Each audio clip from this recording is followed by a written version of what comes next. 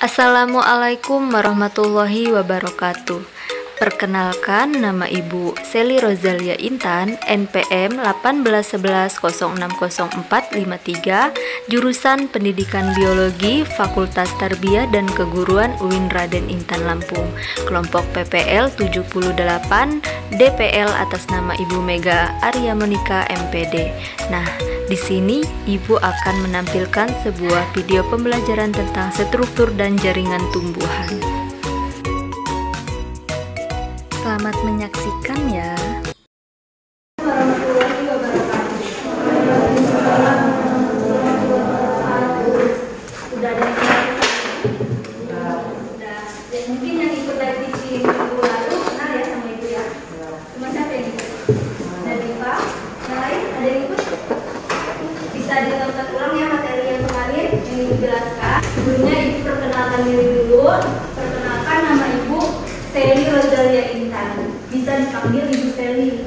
Nah, di sini Ibu mahasiswa dari UIN Raden Intan Lampung.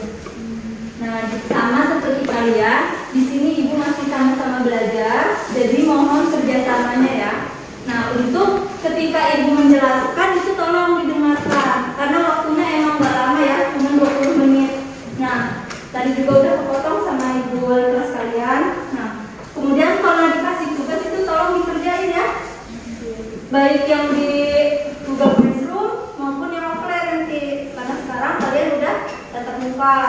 Nah, kalau ketika Ibu menjelaskan kurang paham materinya, tolong ditanyakan. Nggak apa-apa, nanya aja, santai aja ya, belajar sama Ibu.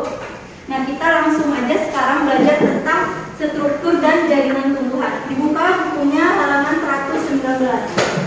Yang udah ada buka bukunya, kalau yang belum ada nanti hujan waktu istirahat atau pulang ya. Nah, struktur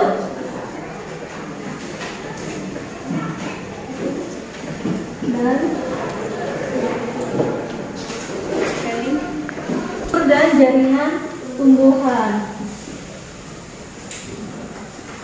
Minggu lalu waktu live teaching kita membahas tentang organ ya, organ. Nah, sekarang kita tentang jaringan. Udah ada yang tahu belum jaringan itu apa? Kan kita hari ini belajar tentang jaringan. Buka bukunya halaman 119. Ada yang tahu? Kalau ada yang tahu nanti dapat nilai plus. Ada yang tahu jaringan itu apa?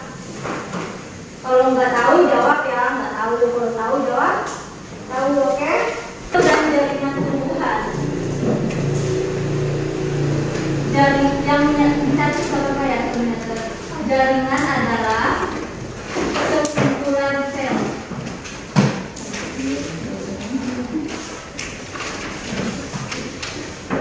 yang membentuk pola sama dan fungsi yang sama. Nah, jaringan ini dibagi menjadi dua. Yang pertama yang akan kita bahas adalah jaringan meristem. Buka bukunya. Ibu minta satu siswa membacakan apa sih jaringan meristem itu? Ya, Nadifah. Jaringan meristem atau disebut juga jaringan embrional adalah jaringan yang sel-selnya aktif membelah diri secara mitosis. Hal ini menyebabkan sel-sel tumbuhan semakin bertambah dan menyebabkan tumbuhan mengalami pertambahan tinggi dan volume. Berdasarkan asal terbentuknya, jaringan meristem dapat dikelompokkan menjadi dua macam, yaitu meristem primer dan meristem sekunder. Nah, benar ya, yang sudah dijelaskan oleh Nadifah bahwa jaringan meristem ini adalah jaringan sel muda yang aktif membelah. Jadi karena jaringannya ini aktif membelah, otomatis dia bertambah volume dan tingginya. Tadi sudah dijelaskan oleh Nadifah bahwa jaringan meristem ini dibagi menjadi dua. Nah, yang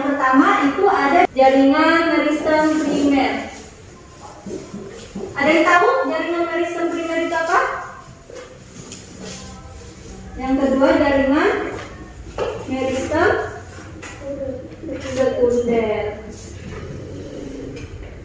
Jadi perbedaan dari kedua jaringan ini, jika jaringan meristem primer ini berasal dari sel muda. Ini inti-intinya aja ya yang Ibu. Di ujung akar dan ujung batang ya, karena dia terletak di ujung akar dan batang, otomatis di bagian paling bawah ya. Nah, jadi dia bertambah panjang,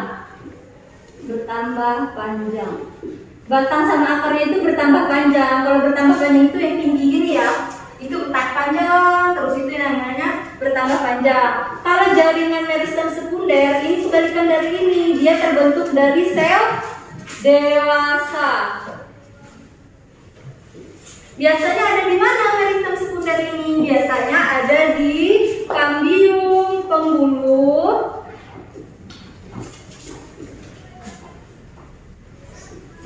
dan kambium gabus, ya benar, kambium gabus. Ya, bedanya kambium pembuluh sama gabus ini, biasanya kambium pembuluh ini ada di xilem, floem ya. Pernah ya dengar istilah itu? Kalau kambium gabus biasanya ada di korteks. Nanti kita bahas.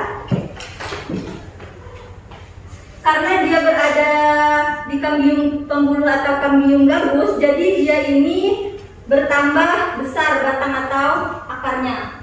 Kalau besar itu diameternya, maksudnya bertambah besar diameternya. Kalau panjang kan ke atas, kalau besar berarti kalau batang ini misalkan melingkar kan batang itu, jadi lingkarannya itu nambah besar, ya. Kemudian setelah jaringan meristem ada yang kedua, jaringan permanen. Tadi kan cewek, sekarang cowok. Ayo baca, apa sih jaringan permanen atau dewasa itu? Ayo dibuka, di buku paketnya ada. Nah, kasih tahu nih, jaringan dewasa itu ada di halaman 122.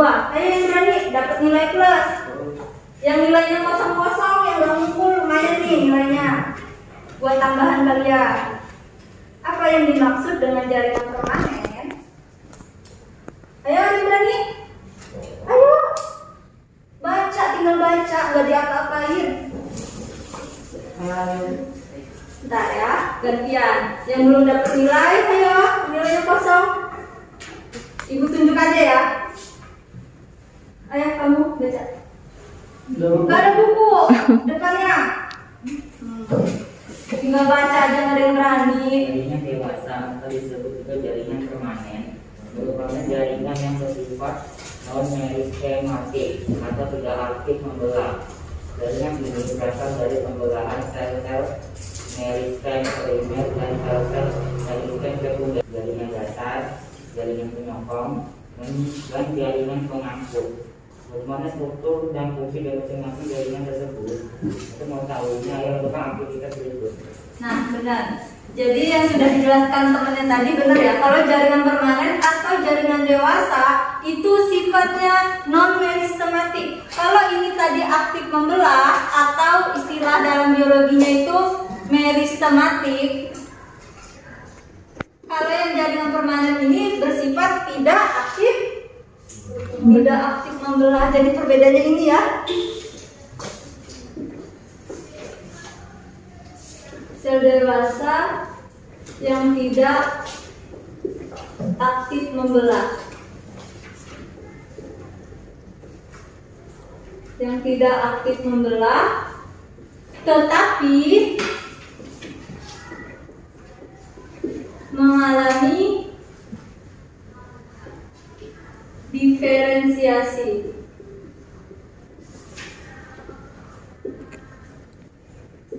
Nah, jaringan permanen atau dewasa ini dibagi lagi menjadi 4. Kalau ini tadi kan dibagi menjadi 2 ya. Kalau ini dibagi menjadi 4. Yang pertama, jaringan dasar, di buku ada. Atau jaringan parenkim. Ada yang tahu kenapa jaringan parenkim ini disebut dengan jaringan dasar? Ada yang tahu? Enggak? Ada? Nadifa tahu kenapa jaringan parenkim ini disebut jaringan dasar? Karena jaringan parenkim terdapat di semua organ tumbuhan. Maksudnya di akar ada, di batang ada, di daun juga ada, di bunga juga ada. Jadi di setiap tanaman itu jaringan ini ada, ya. Lalu apa cirinya, Bu? Ciri-ciri jaringan parenkim. Yang pertama, sel-selnya hidup. Lalu berongga. Berongga itu maksudnya ada ruang antar selnya.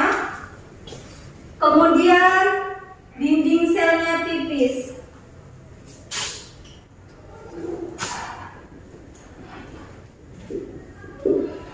Nah, kalau ditelusuri lebih dalam lagi, jaringan parenkim ini banyak bagiannya. Ada parenkim asimilasi, ada parenkim udara. Tapi kalian yang perlu dipahami hanya ini aja ya, ciri-cirinya.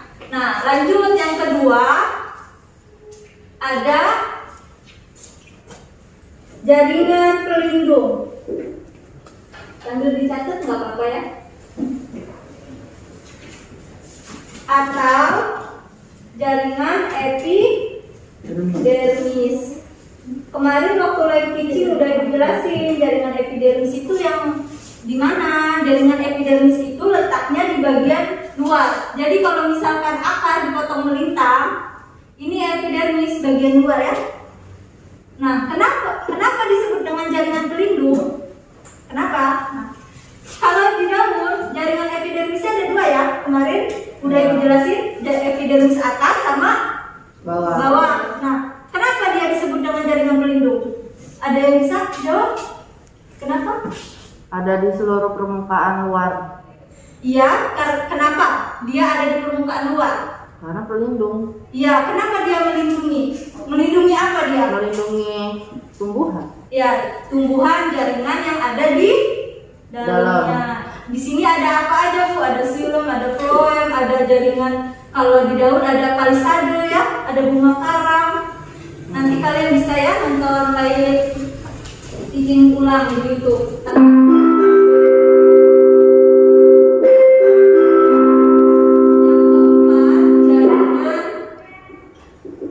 Pembuluh, ada xilem sama phloem.